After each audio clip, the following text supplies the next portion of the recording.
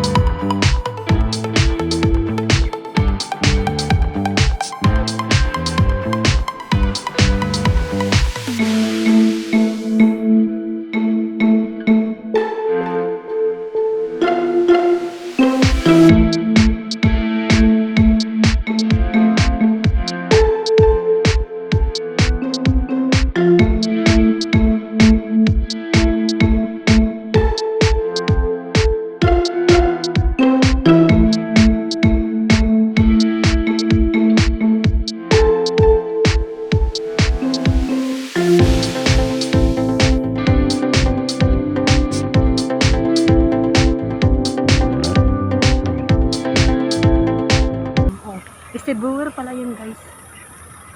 Ayan. See? So na, natapin ko na. Madami ang sasakyan. Mga ano yata ito, mga government. So, makaalis na nga. Alis na kami, guys. Oo, government nga. Ay, hindi, yeah. Dumadami ang tao. Baba.